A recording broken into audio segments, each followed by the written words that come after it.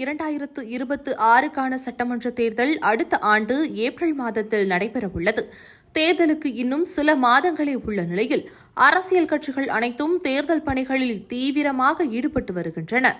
Booth நிலை குழு உறுப்பினர்கள் மற்றும் கட்சியின் அடிமட்ட நிர்வாகிகளுடன் தலைமையினர் நேரடியாக ஆலோசித்து தொகுதி பங்கீடு, தேர்தல் தயாரிப்பு பணிகளை வேகப்படுத்தி வருகின்றனர். அந்த வகையில் தற்பொழுது ஆளும் திமுக முழு கவனம் செலுத்தி செயல்பட்டு வருகிறது.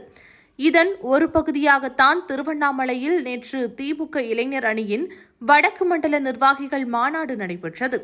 திருவண்ணாமலைக்கு அருகே உள்ள மலப்பாம்பாடியில் நடைபெறும் இந்த நிகழ்ச்சிக்கு திமுக இளைஞர் அணி செயலாளரும் துணை முதல்வருமான உதயநிதி ஸ்டாலின் தலைமை வகித்தார். அப்போது அக்கூட்டத்தில் எதிரிகளுக்கும் உதிரிகளுக்கும் உதறல் கொடுக்கும் கழகத்தின் இளம் கொள்கை பட்டாளமே புறப்படு, ஓய்வென்பதை மறந்து உழைத்திடு, 2026 கழகத்தின் வெற்றி செய்தியை அளித்திடு போன்ற வசனங்கள் இடம்பெற்றிருந்தன.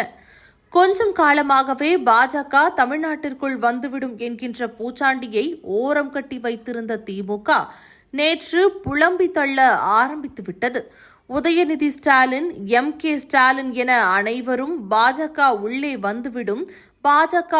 வந்துவிடும் என கண்ணீர் வடிக்காத குறையாக பேசத் தொடங்கினர். அதற்கு காரணம் எடப்பாடி பழனிசாமி அவர்களுக்கு மக்கள் மத்தியில் இருக்கக்கூடிய எழுச்சி திமுக மனதில் ஒரு தோல்வி அச்சத்தை உருவாக்கியுள்ளது. கூட்டம் முழுக்க யாரும் திமுக செய்த சாதனைகள் என்று எதையுமே பேசவில்லை. பாஜக பூச்சாண்டி மட்டுமே பேசு பொருளாக இருந்தது. மற்றும் உதயநிதிக்கு துதிப்பாடுவது, உருட்டி வீசுவது, கிச்சு மூட்டுவது என சீட்டுக்காக துதிப்பாடி கொண்டிருந்தனர்.